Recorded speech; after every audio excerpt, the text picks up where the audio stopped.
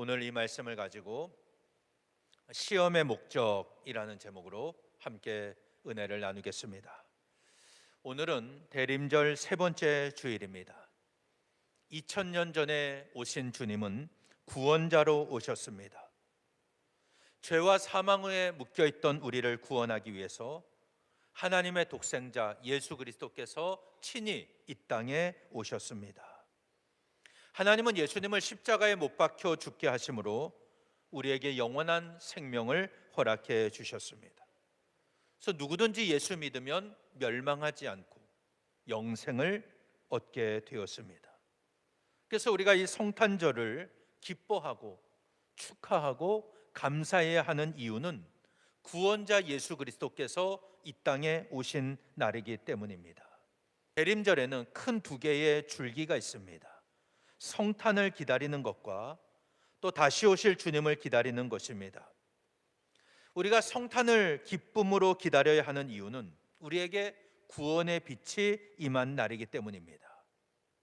하나님 앞에 범죄한 우리 인간은 스스로 죄의 굴레에서 벗어날 수가 없습니다. 모든 인간은 다 죄의 노예입니다. 노예에게는 자유가 없습니다. 노예가 아무리 열심히 일한다고 해서 그 수익이 자기 것이 되는 게 아닙니다. 노예는 개인 재산을 가질 수가 없습니다. 그렇다면 자기 스스로는 자기 몸값을 지불할 수 있는 그런 힘이 없습니다. 스스로 해방시킬 능력이 없습니다. 누군가가 자기 몸값을 대신 지불해 주어야 됩니다. 이렇게 노예의 몸값을 지불해 주고 해방시켜 주는 것을 속량이라고 합니다. 그런데 우리는 예수 그리스도의 보혈로 속량 곧 죄사함을 받았습니다.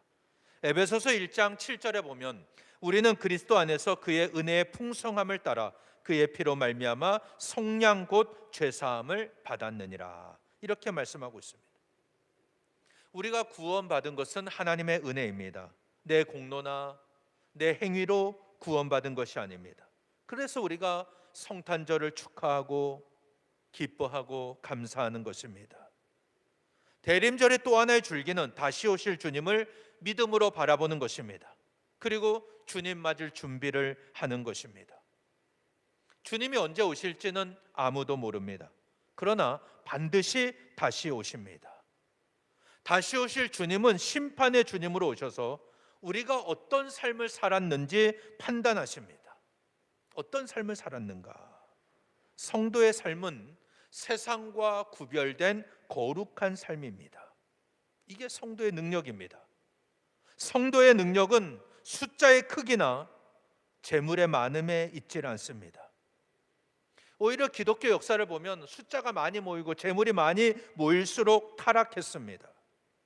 성도의 능력은 세상과 구별된 거룩한 삶에서 나옵니다.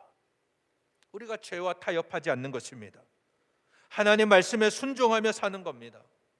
하나님 말씀대로 행하는 것입니다. 그럴 때 세상은 우리를 주목합니다. 세상에서 찾을 수 없는 모습이기 때문입니다. 우리가 숫자나 혹은 재물의 많음을 가지고 세상과 싸운다, 절대로 이길 수가 없습니다. 세상은 우리보다 훨씬 크고 더 많은 걸 가지고 있습니다. 오직 세상과 구별되는 거룩함만이 우리의 무기입니다.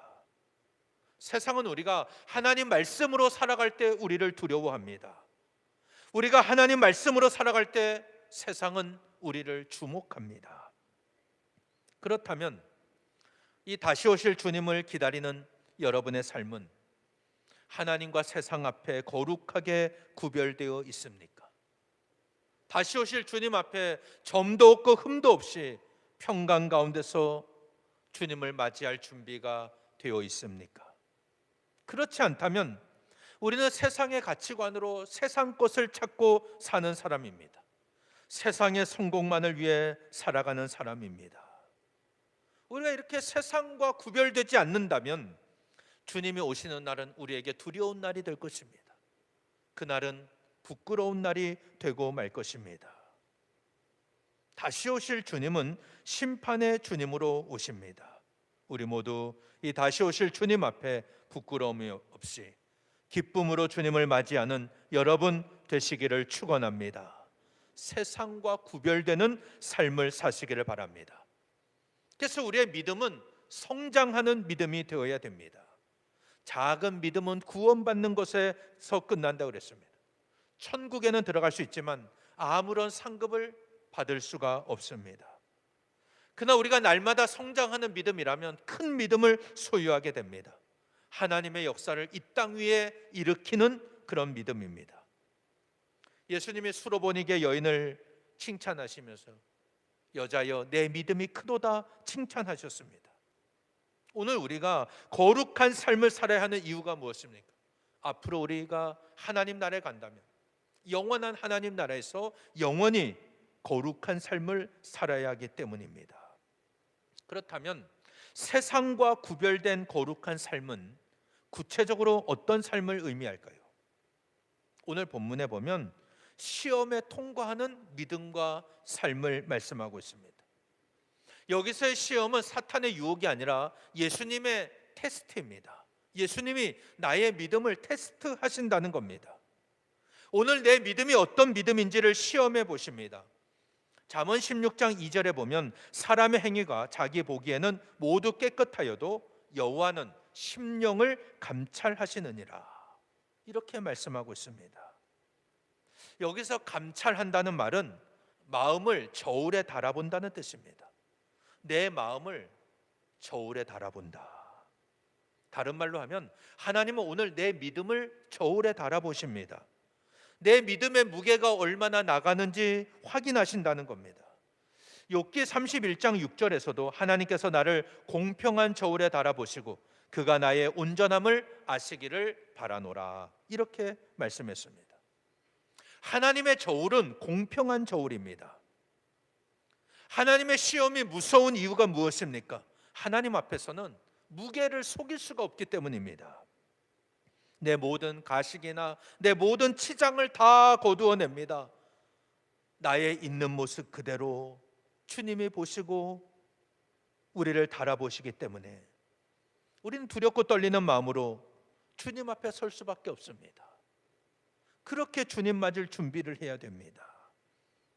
하나님은 오늘 내 믿음이 어떤 믿음인지를 시험해 보십니다.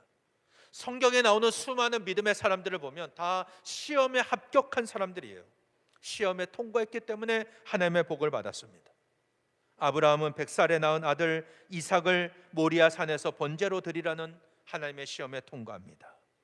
그때 하나님은 아브라함에게 복을 약속하십니다. 내가 내게 큰 복을 주고 내 씨가 크게 번성하여 하늘의 별과 같고 바닷가의 모래와 같게 하리니 내 씨가 그 대적의 성문을 차지하리라. 또 내 씨로 말미암아 천하 만민이 복을 받으리니 이는 네가 나의 말을 준행하였음이니라. 아브라함이 하나님의 말씀대로 순종하고 그 시험에 통과했을 때 하나님은 그에게 복을 약속하십니다. 엘리야가 사르밧 과부에게 떡 한 조각을 가져오라, 이렇게 말을 했을 때 그 과부에게는 가루 한 움큼, 기름 조금밖에 없었습니다. 그 사르밧 과부는 이것으로 아들과 함께 마지막 음식을 만들어 먹고 죽으려고 했습니다. 그런데 엘리야가 먼저 나를 위해서 작은 떡 하나를 만들라, 그리고 너와 내 아들을 위해서 만들어라, 이렇게 말합니다. 그때 이 사르밧 과부는 엘리야의 말대로 순종했습니다. 그러자 여러 날 동안 먹어도 통에 가루가 떨어지질 않았습니다. 병에 기름이 없어지질 않았습니다. 이 사르밧 과부가 가지고 있는 한 움큼의 가루, 기름 조금, 그게 전부였습니다. 이것을 엘리야를 위해서 먼저 만든다? 믿음이 없으면 할 수 없는 일입니다. 이거 잘못되면 그 마지막 식사조차도 못하고 죽을 판입니다. 그런데 하나님은 이 상황에서 사르밧 과부의 믿음을 시험하십니다. 이 믿음에 통과하니 통에 기름이, 가루가 떨어지질 않았고 기름이 마르질 않았습니다. 시험에 통과하는 믿음은 하나님의 기적을 체험합니다. 하나님은 기적을 주시고 놀라운 역사를 이루시기 전에 먼저 내 믿음을 시험해 보십니다. 오늘 본문에 보면 우리가 잘 아는 오병이어의 사건이 나옵니다. 예수님이 갈릴리 건너편으로 가시자 많은 사람들이 예수님을 따라왔습니다. 그리고 예수님이 병을 고치지 않습니까? 사람들을 고칩니다. 많은 사람이 그 표적을 보고 따라온 것입니다. 요한복음은 예수님이 행하신 기적을 표적이라고 말합니다. 표적은 기적을 행한 분이 어떤 분인가를 보여주는 거예요. 예수님이 표적을 행하셨다. 예수님이 하나님의 아들 그리스도이시다. 이것을 의미하는 것입니다. 하나님이 이 땅에 보내신 메시아 구세주이기 때문에 물을 포도주로 바꿀 수 있었습니다. 신하의 아들을 고칠 수 있었습니다. 베데스다 연못가에 38년 된 병자를 고치신 것도 하나님의 아들이시기 때문에 고치실 수가 있었던 겁니다. 요한복음에는 7가지의 표적과 7가지의 자기 계신 내가 누구다 이렇게 말씀하시는 내용이 나옵니다. 이것을 기록한 목적이 요한복음 20장 31절에 나옵니다. 이 말씀은 우리가 요한복음을 계속 공부하면서 기억해야 될 말씀이에요. 오직 이것을 기록함은 너희로 예수께서 하나님의 아들 그리스도이심을 믿게 하려 하며 또 너희로 믿고 그 이름을 힘입어 생명을 얻게 하려 함이니라. 이 요한복음의 말씀을 기록한 목적이 무엇입니까? 우리로 하여금 예수님이 하나님의 아들 그리스도이심을 믿게 하는 것입니다. 그리고 우리로 믿고 예수님을 믿고 생명을 얻게 하려는 것입니다. 우리 모두 이 요한복음의 말씀을 들으면서 예수님이 하나님의 아들이시라는 분명한 믿음이 생기고 이 예수님의 이름으로 생명을 얻는 은혜가 임하시기를 바랍니다. 오늘 이 표적은 4번째 표적입니다. 예수님이 산에 올라가시자 많은 사람들이 예수님을 따라갑니다. 그때 예수님이 빌립에게 말씀하십니다. 우리가 어디서 떡을 사서 이 사람들을 먹이겠느냐. 예수님께서 이 말씀을 하시는 것은 이미 자신이 행하실 일을 알고 빌립을 시험하시는 겁니다. 그게 6절에 나오죠. 이렇게 말씀하시면 친히 어떻게 행하실지를 아시고 빌립을 시험하고자 하십니다. 예수님은 이미 계획이 다 있으셨어요. 이 사람들 먹일 계획을 다 가지고 계십니다. 그 계획을 가지고 빌립을 시험하시는 거예요. 보리떡 5개 물고기 2마리로 남자만 5,000명이 넘는 이 사람들을 먹일 계획 주님께는 이미 있었습니다. 다 계획하고 계셨어요. 그리고 이 일을 행하시기 전에 빌립의 믿음을 시험하십니다. 예수님이 이렇게 시험하신 목적이 무엇입니까? 빌립의 믿음을 자라게 하기 위함입니다. 하나님의 시험은 우리의 믿음을 자라게 합니다. 이 세상 누구도 시험을 좋아하는 사람은 없습니다. 아주 공부를 잘하는 사람은 몰라도 시험을 반가워하는 사람은 없죠. 그런데 그 시험을 통해서 성장해 가는 거예요. 학생들도 실력이 늘어갑니다. 우리도 한 단계 믿음이 성장해 갑니다. 그리고 시험은 반드시 하나님께서 감당할 시험만 주십니다. 고린도전서 10장 13절에 보면은 사람이 감당할 시험 밖에는 너희가 당한 것이 없나니 오직 하나님은 미쁘사 너희가 감당하지 못할 시험 당함을 허락하지 아니하시고 시험 당할 즈음에 또한 피할 길을 내사 너희로 능히 감당하게 하시느니라. 이 말씀이 뭐예요? 하나님 우리가 감당할 시험 그 수준만큼만 주신다는 거예요. 그리고 또 하나 반드시 피할 길을 주십니다. 시험 속에는 답이 있어요. 해결책이 있습니다. 그래서 우리로 하여금 믿음을 더 성장시켜 주십니다. 견고한 믿음으로 하나님을 섬기게 하십니다. 그래서 큰 믿음을 가져야 된다는 겁니다. 큰 믿음의 사람은 큰 시험에 통과한 사람입니다. 예수님이 빌립을 시험하신 것, 빌립의 믿음을 한 단계 더 성장시키고 빌립이 하나님의 사람으로 온전히 쓰임받기를 원하셨기 때문입니다. 그래서 말씀하시는 것, 우리가 어디서 떡을 사서 이 사람들을 먹이겠느냐. 주님이 이렇게 말씀하셨다면 주님의 계획이 있구나, 주님의 섭리가 있구나, 이걸 믿고 순종하는 자세를 가져야 됩니다. 주님이 너에게 돈이 얼마나 있느냐 이렇게 묻지 않으셨습니다. 오늘 우리 인생의 문제가 뭐냐면 어려운 일을 만났을 때 먼저 내 힘으로 그 문제를 해결하려고 계산을 합니다. 내 능력을 계산해요. 그래서 수지가 맞지 않으면 금방 포기해 버립니다. 빌립이 그런 사람이었습니다. 요한복음 6장 7절에 보면 이렇게 말씀합니다. 각 사람으로 조금씩 받게 할지라도 200데나리온의 떡이 부족하리이다. 빌립은 머리가 똑똑한 사람입니다. 머리가 좋은 사람이에요. 그날 거기에 모여있는 사람 한눈에 파악했어요. 아, 남자만 5천 명, 대략 2만 명 정도 되는구나. 이들을 먹이려면, 음식을 사려면 얼마의 돈이 필요하겠구나. 이걸 금방 계산해낸 사람입니다. 그래서 한 말이 뭡니까? 주님, 이들을 먹이려면 200데나리온의 돈이 필요한데 우리에게는 그런 돈이 없습니다. 우리는 이들을 먹일 수 없습니다. 이렇게 말하는 겁니다. 대단히 합리적이에요. 계산적입니다. 정확합니다. 이런 계산은 세상에서는 환영받습니다. 그러나 믿음의 눈으로 보면 올바른 생각이 아닙니다. 지금 예수님은 빌립을 시험하시는 중입니다. 우리가 어디서 떡을 사서 이 사람을 먹이겠느냐? 예수님이 뭐라고 하셨어요? 어디서 떡을 사겠느냐? 어디서 떡을 구하겠느냐? 이렇게 물으셨는데 빌립은 200데나리온의 돈이 필요합니다. 이렇게 대답합니다. 우리가 하나님의 시험에 통과하지 못하는 이유가 바로 여기 있습니다. 주님의 말씀을 제대로 듣질 않아요. 주님의 말씀하신 그대로 믿질 않습니다. 사람의 특징이 뭐냐면 말하는 사람의 의도나 뜻에 상관없이 내가 듣고 싶은 것만 들어요. 이게 사람의 특징입니다. 그래서 제가 여기서 한 사람이 말을 해도 듣는 사람 여러분들은 각자 자기 수준에서 알아듣는 거예요. 내가 듣고 싶은 내용만 받아들입니다. 자기 입장에서 판단합니다. 빌립이 그런 사람이었습니다. 한눈에 지금 몇 명이 모여 있는지 다 파악했어요. 이들을 먹이려면 얼마의 돈이 필요한지를 계산해냈습니다. 근데 주님이 원하신 건 그게 아니었어요.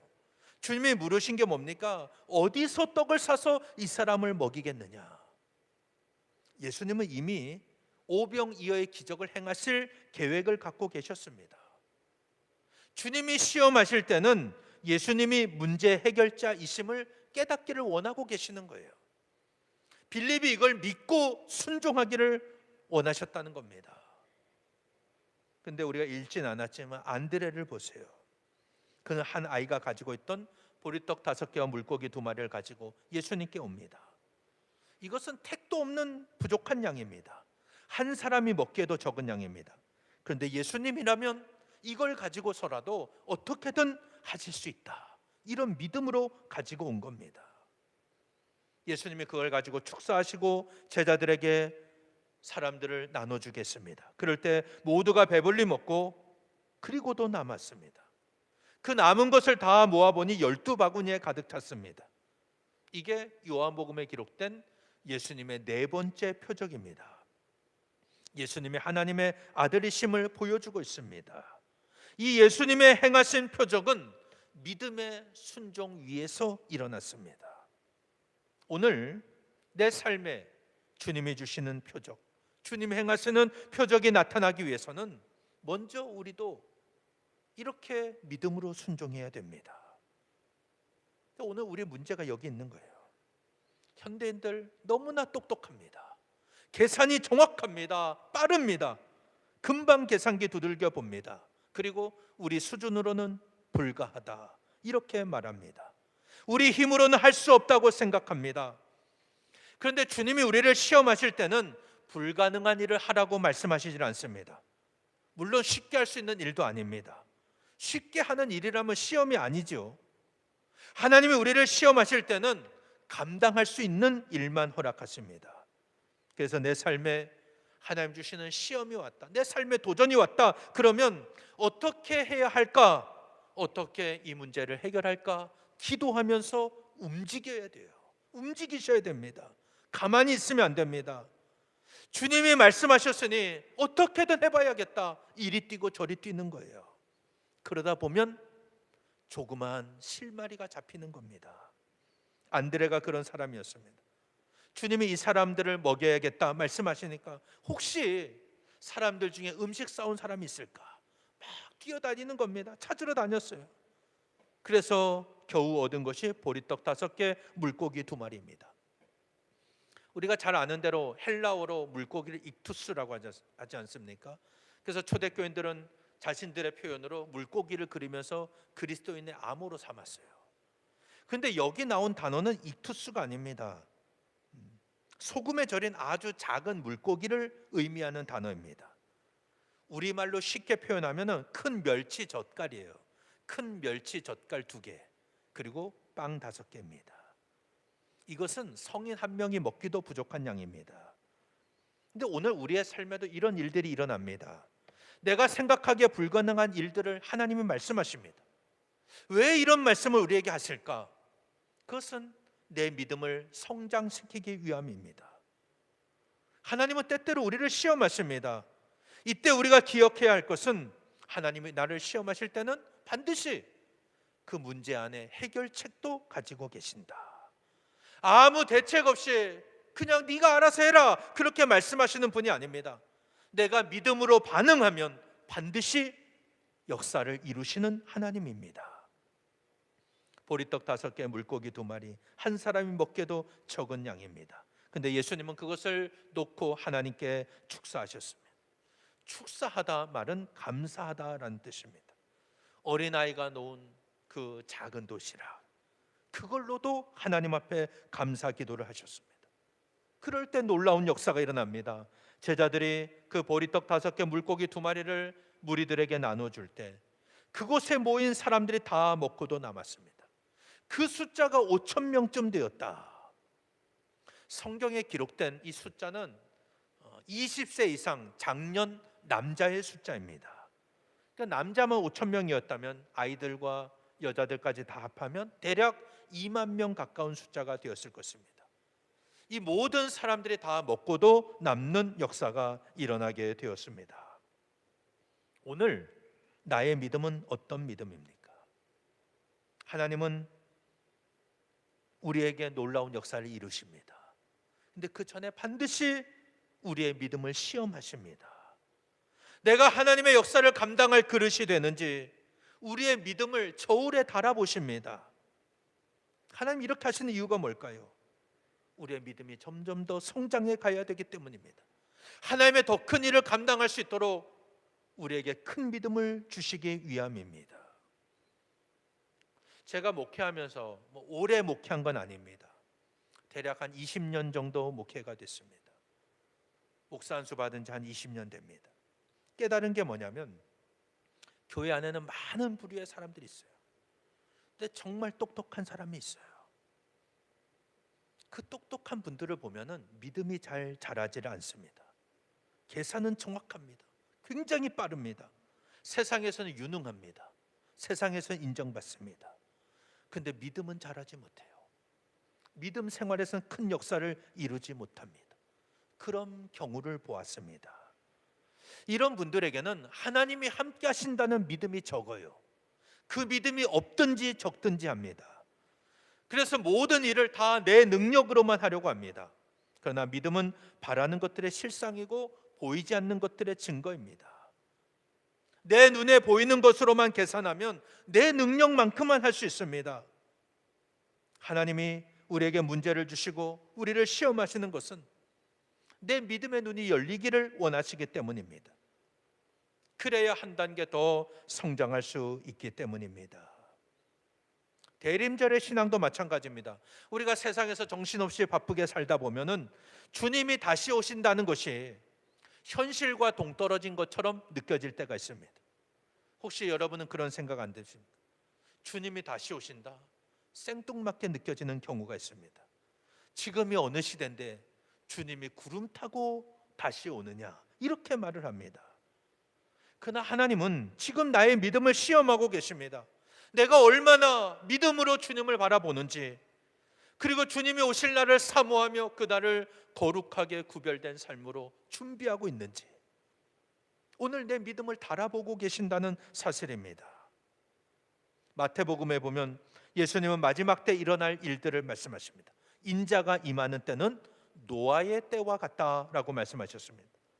홍수전에 노아가 방주에 들어가던 날까지 사람들은 먹고 마시고 장가들고 시집가고 있었습니다. 그들은 홍수가 나서 멸망당할 때까지 깨닫지를 못했습니다. 심판이 임하고 마지막 때가 임한다는 것을 알지 못했던 겁니다.